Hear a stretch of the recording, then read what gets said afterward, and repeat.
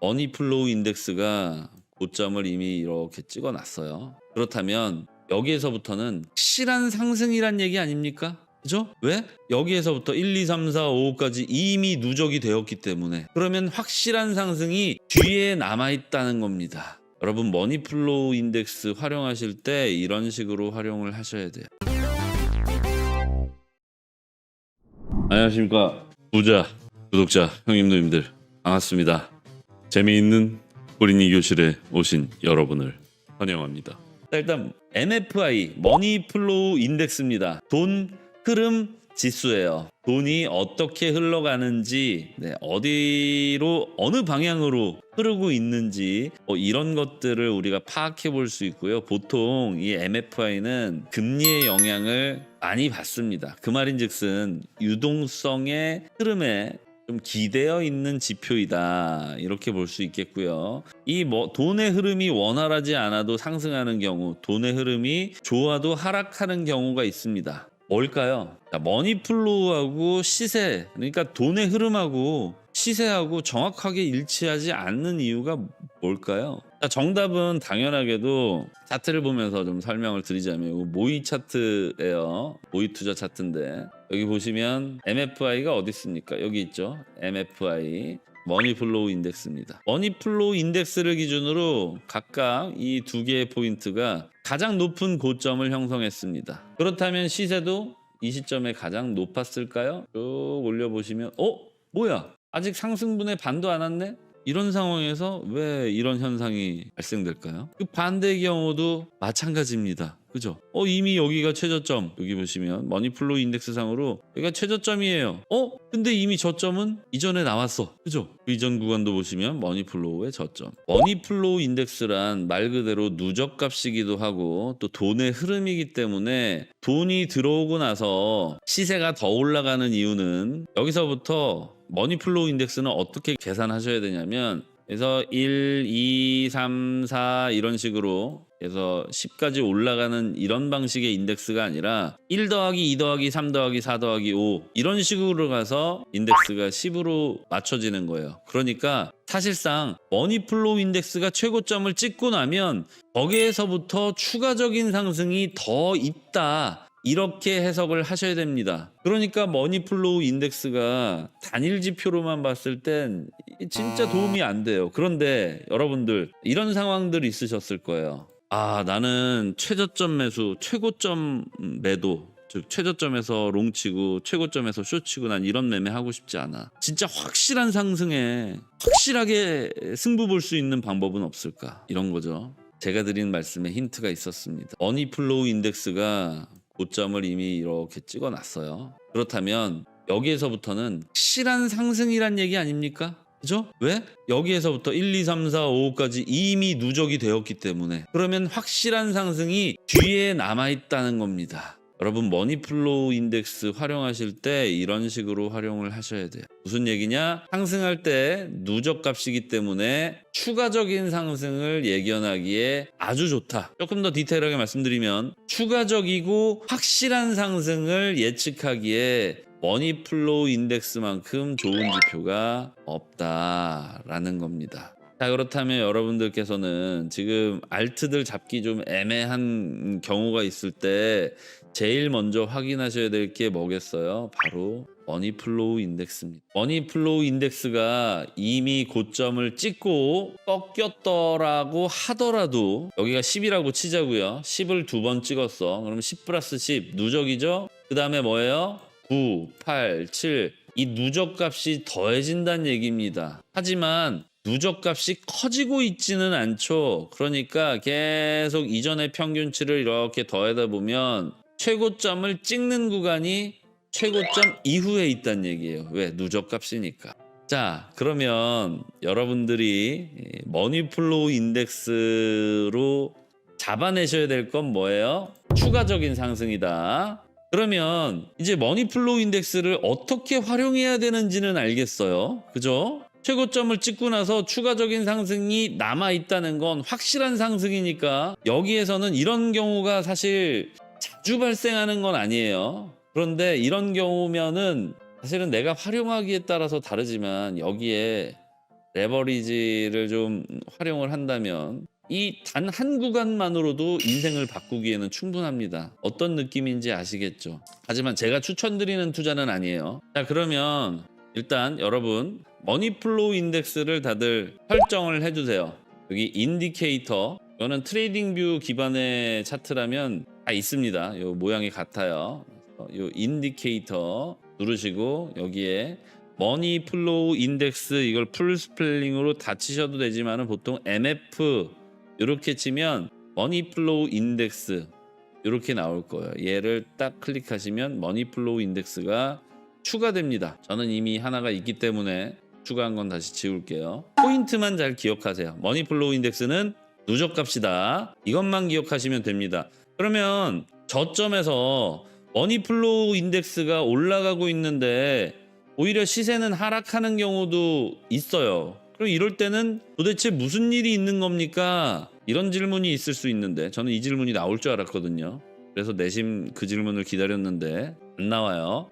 이 이유는요, 아마도 기존의 매수자들이 시장에 참여하였거나 기존 매수자들이 매도를 한다면 그건 머니플로우 인덱스에 기록되지 않을 겁니다. 신규 투입된 자금들로만 이루어진 게 바로 머니플로우 인덱스다. 따라서 공급량이 늘고 있거나 유통량이 늘고 있거나 하는 것들의 반증일 수 있다. 즉 머니플로우 인덱스가 상승하고 있는데 시세가 오히려 하락만을 하고 있다면 보통 이제 알트코인에서 이런 경우가 종종 발생하는데요. 그렇다면 그 코인의 유통량이 잘 지켜지고 있는지를 확인하셔야 되는데 확인하시기 어렵잖아요. 그리고 이게 매번 그러는 것도 아니고 웬만하면 비트코인을 기준으로 한번 연습을 해보시고, 알트들은 업비트에만 봐도 정보란에 보시면 유통량 계획이라고 해서 유통량 계획서를 제출해 놓은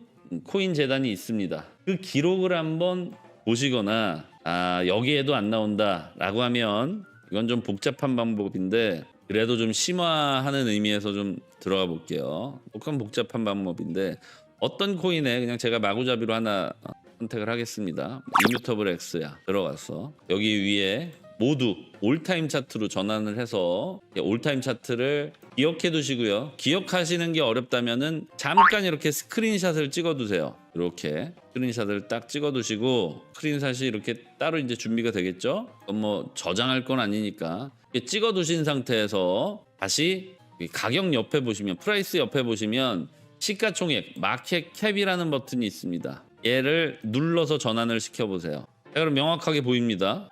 이뮤터블 X는 시세와 시가총액이 반대로 돼 있죠? 보이시나요? 오히려 시세는 처음엔 강했고 후반부엔 약했어요. 그죠? 하락 추세를 경험하고 있는데 시가총액은 오히려 더 반대로 늘었어. 이거 왜 그럴까요? 당연하겠죠. 만약에 이뮤터블 X의 가격이 같다라고 가정을 해봤을 때 유통량이 늘어난 겁니다. 한마디로 1,700원짜리 이뮤터블 X가 이때는 100개였다면 이때는 200개가 된 거예요. 이해되셨죠? 가격, 시가총액. 그러면 얘는 그동안 유통량의 증가가 배율만큼보다 좀 크죠? 보시면은 물론 이걸 정확하게 계산하시려면 여기 수치적인 연산이 좀 필요하지만 오늘 이뮤터블 X에 대한 유통량 증가에 대해서 언급하려고 하는 것도 아니고 우리가 이걸 배우려고 하는 건 아니기 때문에 그냥 제가 계략적으로 100개에서 200개 이렇게만 말씀을 드리고 있는 겁니다. 그러니까 수치적인 부분은 그냥 감안하고 들어주세요. 자, 이뮤터블 X는 계속해서 유통량이 증가했다라는 걸 여러분들이 아실 수가 있겠죠. 시세는 오히려 내렸는데 전체적인 시가총액은 증가했다.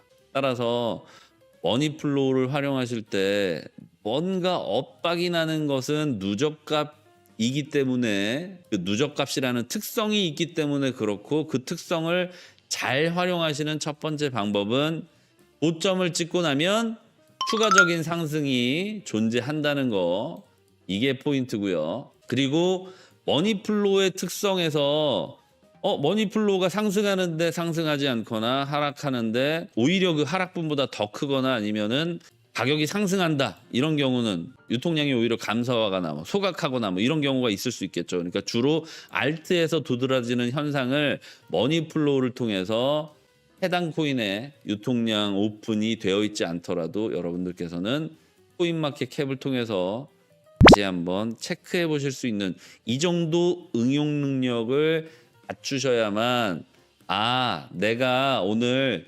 머니플로우를 배웠고 머니플로우를 내 투자에 어떻게 활용해야 되는지 또 이걸 응용하면 어떤 것들을 추가적으로 알 수 있는지를 배우신 겁니다. 자, 이 전형가는 고가, 정가, 종가 여기 설명하다가 넘어갔죠. 네. 나누기 3을 하면 이걸 전형가 또는 기준가 이렇게 표현합니다.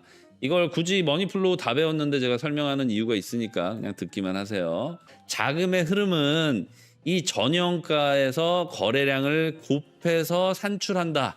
전형가에서 거래량을 곱해서 산출한다. 그리고 누적된다. 이걸 기억하셔야 됩니다. 공식은 여기 이제 제가 코딩에 넣는 공식을 좀 자연어로 이렇게 바꿔봤는데 이거는 뭐 직접 코딩하실 거 아니면은 외우실 필요는 없고요. 그냥 그런가 보다. 자, 이제 여러분들이 최근에 많이들 궁금해하셨던 지지와 저항입니다. 피벗 포인트는 특이하게 인디케이터를 먼저 설치하고 설명을 드릴게요. 피벗 포인트를 설정하시는 방법은 마찬가지로 아까 인디케이터 버튼 있죠? 인디케이터 누르시고 여기서 피봇 PIVOT 까지만 검색하시면 피벗 포인트 스탠다드라고 하는 지표가 보조 지표가 나올 겁니다. 얘를 클릭하셔서 본인의 차트에 피벗 포인트를 추가해 보세요. 자, 추가되셨으면 이제 차트에서 설명을 드리겠습니다. 아무래도 여러분들이 직접적으로 실습에 활용하셔야 되니까. 자, 피벗 포인트를 추가하셨다면 차트를 5분봉으로 설정을 해 두시고요. 공식은 제가 작성을 해놨는데 이것도 코딩할 때 필요한 공식이라서 사실 그걸 좀 자연어로 제가 최대한 옮긴다고 옮겨놨는데 그냥 빠르게 설명드릴 테니까 그런가 보다 이것만 인지하시고 보시면 될 것 같습니다. 일단 기준이 되는 피벗 포인트가 뭐예요? 가운데에 있는 P라고 쓰여진 영역이죠.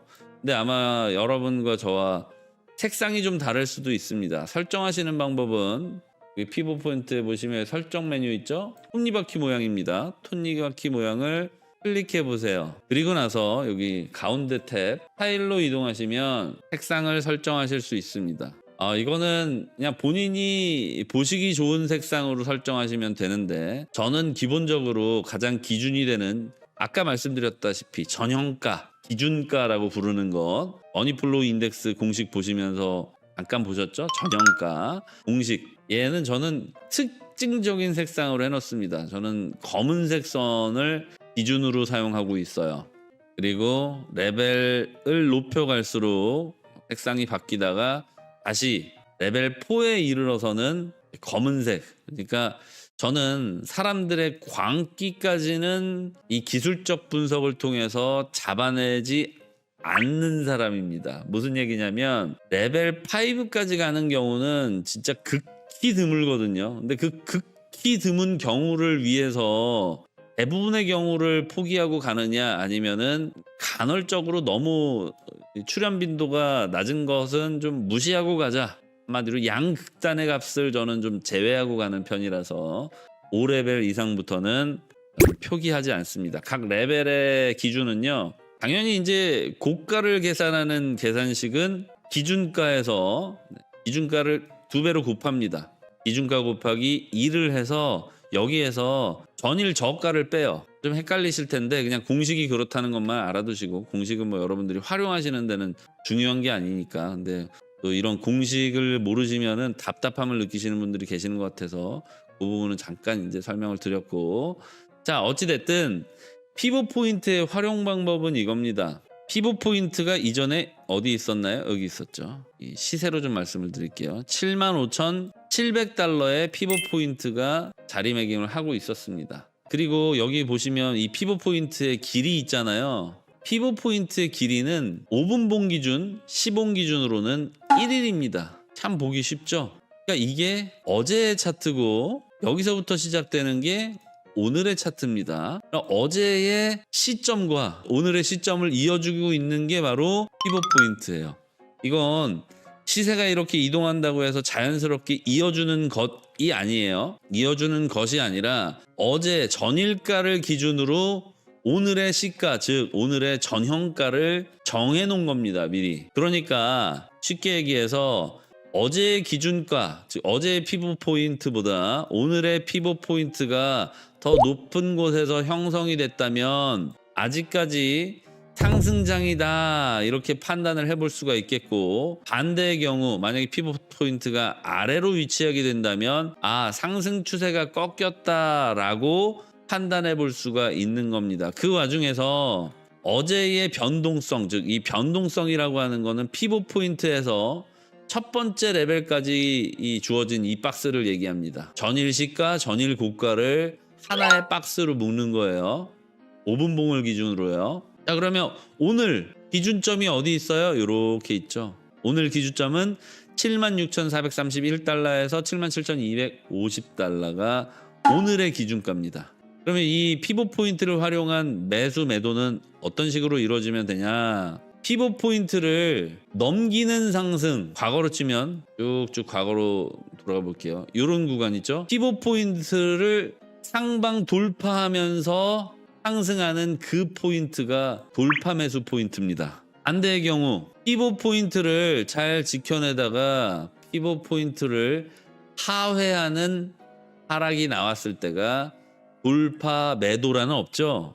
그러니까 여기가 숏 포인트라는 거예요. 또는 내가 이미 보유하고 있었다면 적어도 이 구간에서는 확신할 수 있는 것 하나가 있는데, 그게 뭐냐면 첫 번째 레벨까지는 하락할 것이다 라는 건 확신할 수 있고, 두 번째 레벨까지 도달할 것이다 라는 건 확신할 수는 없지만 가능성이 큽니다. 이해되셨죠?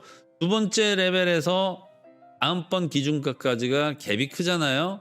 이런 구간을 우리가 뭐라고 합니까? 골든 크로스 전에 매수 구간에 보통 이런 상황이 발생합니다. 골든 크로스 전에 매수하게 되는 거니까 여기서는 피보 포인트를 돌파하는 효과뿐만 아니라 골든 크로스라면 하나의 박스를 넘기는, 그러니까 레벨 1이 아닌 2, 3까지 상승할 수 있는 여지가 있겠구나라는 추정이 가능하다는 얘기입니다. 실제 차트를 보시면 너무 많이 올랐죠. 이날 당일에는 레벨 4까지 도달을 하지 못했지만 결국에는 바로 그 다음 구간에서 레벨 4까지 도달을 했어요. 쉽게 얘기해서 피보 포인트를 활용하는 가장 쉬운 방법은 돌파 매수, 돌파 매도, 즉 돌파 숏 치실 때 활용하시면 좋다입니다.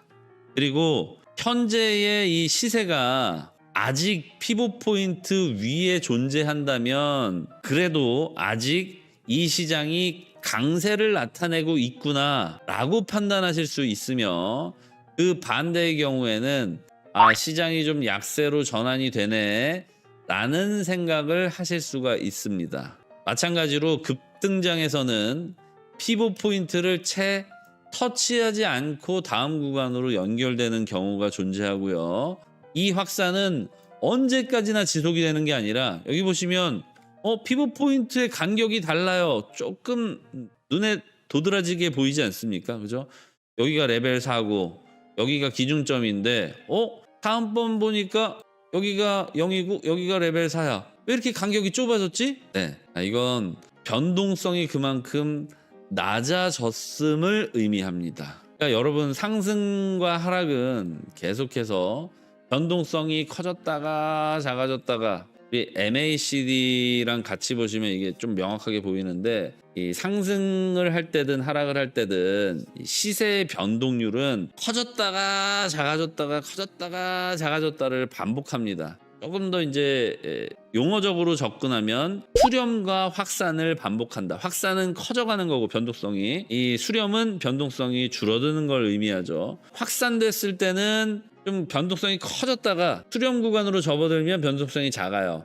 그러면 자, 여기서 첫 번째 매수하기에 수렴 구간이 적당합니까? 확산 구간이 적당합니까? 매수할 때는 수렴 구간이 적당하겠죠. 보통 확산 구간은 돌파 매수를 제외하고, 확산 구간은 상승형 확산도 있지만 하락형 확산도 있잖아요. 지금 우리가 매수를 하려고 한다면 보통 하락형 확산 구간에서 기다리고 있을 거고, 하락형 확산이 끝나지 않았는데 너무 일찍 매수를 시작한다면 너무 정말 내가 사고 나서도 조금 추가적인 하락이 더 보여질 수 있는 이런 상황이 나올 수가 있는데요. 하락형 확산이 끝날 때쯤 되면 이 구간이 수렴 구간으로 바뀝니다. 이렇게 시세 변동이 커지는 게 아니라 수렴 구간으로 바뀌고 나서 거기에서 매수를 하시면 이 다음 확산 구간으로 다시 전이가 될 때 여기에서 시세 변동이 상방으로 커질 확률이 굉장히 높다. 그걸 여러분들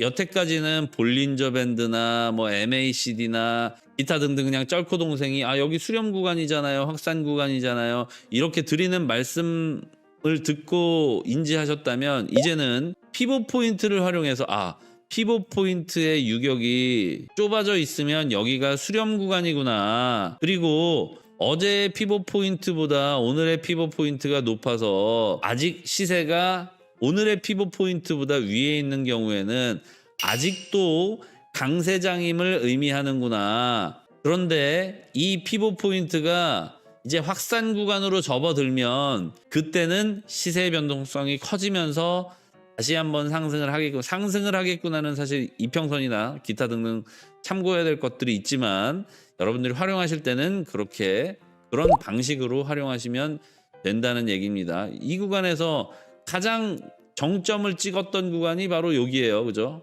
확산 구간. 확산이 이렇게까지 커지면 여기 레벨 4가 보이지도 않아. 차트 안에. 그죠? 이 정도까지 벌어지면 여기서도 마찬가지. 수렴 구간이죠? 유격이 좁잖아.